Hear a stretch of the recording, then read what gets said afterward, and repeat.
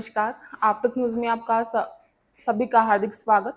सबसे पहले नजर आते हैं आज की ताज़ा खबरों पर। पेड़ पर अटकी बस, 10 घायल। इचोरी घाट पर डीएनआर यात्री बस की दुर्घटना, पेड़ के कारण बची जान। पश्चिम बंगाल में राष्ट्रपति शासन लागू करे, विश्व हिंदू परिषद ने प्रदर्शन कर जिलाधिकारी को दिया निवेदन। निवेशकों को उनकी राशि मिलने का इंतजार। महिला अर्बन बैंक में धांधली का प्रकरण। बंद मकान से 2.25 लाख रुपए उड़ाए। हादसे में घायल व्यक्ति की अस्पताल में मौत। और पत्थर मारकर किया घायल। अब देखते समाचार विस्तार से। तेज गति से आ रही एक निजी ट्रैवल्स बस के चालक ने नियंत्रण खो दिया और अनियंत्रित बस पलट गई। हादसे में 10 यात्री गंभीर रूप से घायल हो गए। सौभाग्य से बस खाई में नहीं गिरी, बल्कि सड़क के किनारे एक पेड़ से जा भिड़ी, जिससे बड़ी अनहोनी टल गई। यह गंभीर दुर्घटना शनिवार की सुबह करीब 6 बजे यहाँ दारवा रोड स्थित इचोरी घाट पर घटी है। हादसे में गंभीर रूप से घायल बस चालक की पहचान पांडेकुड़ा निवासी उमेश गवली उम्र 50 के रूप में हुई है। वहीं उमरी रोड निवासी शुभम गावंडे उम्र 27, रामचंद्र किनाके उम्र 58, ईश्वर मेश्राम उम्र 28, सौरभ तोड़ा से उम्र 25, हरिबाऊ गोपुलवार उम्र 35 निवासी वरुड, रविंद्र गेडाम उम्र 45 निवासी गढ़चिरौली, संतोष वाकमवार उम्र 64 निवासी पांढरकौड़ा, आयुष गताड़े उम्र 17 निवासी वनी, दिग्विजय मंडावी उम्र 24 निवासी जरी जामनी घायलों के नाम है। ड्राइवर उमेश हमेशा की तरह 18 अप्रैल को शाम करीब 4 बजे डीएनआर ट्रैवल्स कंपनी की बस नंबर MH34BG0077 लेकर पुणे से चंद्रपुर के लिए निकला था। इसी बीच आज सुबह यहाँ दारवा रोड पर इचोरी घाट पर उनका बस से नियंत्रण खो गया। तभी अनियंत्रित बस दूसरी बार मोड़ लेते समय वह सौभाग्यवश सड़क के किनारे एक सागौन के पेड़ से टकरा गई। इस बस में कुल 30 यात्री सवार थे।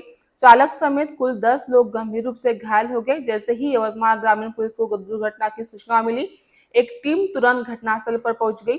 इसके बाद वे घायलों को एम्बुलेंस और पुलिस वाहन से इलाज के लिए यहाँ सरकारी अस्पताल ले आई। सभी 10 घायल फिलहाल खतरे से बाहर है। कुछ का इलाज गहन चिकित्सा इकाई में किया जा रहा है। बेटना के बाद घायल यात्री आयुष गाताड़े ने यवतमाल ग्रामीण पुलिस में शिकायत दर्ज कराई। इसके आधार पर आरोपी बस चालक उमेश गवली के खिलाफ विभिन्न धाराओं के खिलाफ मामला दर्ज किया गया है। पिछले एक सप्ताह से पश्चिम बंगाल में नए वक्फ अधिनियम के आधार पर हिंदुओं को निशाना बनाकर हिंसा हो रही है। इसमें हजारों नागरिक घायल हुए हैं। इसलिए यह दुखद है कि वहां की राज्य सरकार स्थिति को संभालने में विफल हो रही है। परिणाम स्वरूप 19 अप्रैल की दोपहर को यहाँ के पदाधिकारियों ने जिला कलेक्टर विकास मीणा को एक ज्ञापन सौंपकर मांग की कि पश्चिम बंगाल में राष्ट्रपति शासन लगाया जाए। देश में लोकतांत्रिक व्यवस्था है, इसीलिए यहाँ हर व्यक्ति को सम्मान के साथ जीने का अधिकार है। हालांकि एक सप्ताह पहले केंद्र सरकार ने वक्फ बोर्ड को लेकर नया एक्ट बनाया था। इसी तथ्य को देखते हुए कुछ सांप्रदायिक और हिंसक नागरिक व हिंदू भाइयों को निशाना बनाकर हिंसा फैला रहे हैं। इसके कारण हजारों नागरिक घायल हुए हैं। इतनी विपरीत परिस्थिति के बावजूद वहां की राज्य सरकार कोई उपाय करती नजर नहीं आ रही है। वास्तव में यह देखा जा रहा है कि वे स्थिति को संभालने में असफल हो रहे हैं।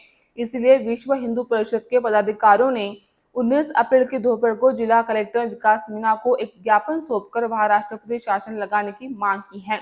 इस अवसर पर विश्व हिंदू परिषद के प्रांत सेवा प्रमुख राम लोखंडे, संभागीय मंत्री प्रदीप खराटे, राजेश्वर निवल, जिला मंत्री ज्ञानेश्वर रुईकर, जिला अध्यक्ष मनोज औदार्य, अजय उन्हाले, विनोद सानप, अनिकेत नवारे, ओम ठाकरे, कावेरी कुलकर्णी, रश्मि तिवारी, तेजस सावणकर, शुभम कांबले सहित अन्य उपस्थित थे। बाबाजी दाते महिला सहकारी बैंक में 242 करोड़ रुपए का गबन हुआ। इस बैंक के 35,000 से अधिक जमाकर्ता संकट में पड़ गए हैं। साथ ही उन्हें उनके द्वारा निवेश की गई राशि वापस मिलने का इंतजार लंबा होता जा रहा है। इस गबन से यवतमाल और पड़ोसी जिलों के जमाकर्ता भी प्रभावित हुए हैं। 206 लोगों के खिलाफ मामले दर्ज किए गए हैं। कई बड़े बकायेदारों पर अब भी कर्ज राशि लंबित है। 90 लोगों की जमानत मंजूर होते ही बकाया कर्ज चुकाने की गति धीमी पड़ गई है। गिरफ्तारी का जब सिलसिला जारी था, तब कर्ज चुकाने की संख्या में भी वृद्धि हुई। महिला बैंक में गबन के मामले में ऑडिट रिपोर्ट के बाद सीधे मुकदमा दर्ज किया गया। इसमें बैंक संचालक मंडल, प्रबंधक, कर्मचारी और बकाया ऋणकर्ता शामिल है। यह सभी समाज में प्रतिष्ठित माने जाते हैं, इसीलिए इस अपराध की जांच अपेक्षित गति से आगे बढ़ती नहीं दिख रही है। आर्थिक अपराध शाखा एक विशेष दस्ता इस मामले पर जांच कर रहा है। हालांकि उनमें जानबूझकर कम कर्मचारी रखे गए हैं। इसके अलावा वित्तीय धोखाधड़ी अपराधों की जांच करने का कौशल रखने वाले लोगों की संख्या उंगलियों पर गिनी जा सकती है। इसके चलते यह टीम सिर्फ कानूनी प्रक्रिया में ही फंसी हुई है। अब तक टीम 206 आरोपियों में 90 आरोपियों को जमानत मिली है। इसीलिए अब बैंक को बकाया ऋण चुकाने वाले लोगों की संख्या कम हो गई है। फिलहाल एक ब्रेक लेते हैं, जल्द ही हाजिर होंगे। बने रहिए आप तक न्यूज पर।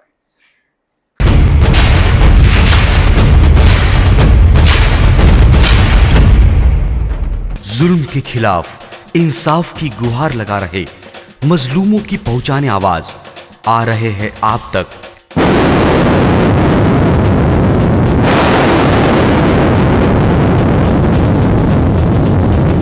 शहर की हर हरकत पर नजर है। अगर भ्रष्टाचार को उजागर करने की आप में हिम्मत है तो आ रहे हैं आप तक। हॉस्पिटल, गांव हो या जंगल, स्कूल हो या कॉलेज, या फिर हो पुलिस स्टेशन, तहसील हो या कलेक्टर ऑफिस, और फिर क्यों ना हो नगर परिषद, सभी की है आज की आवाज।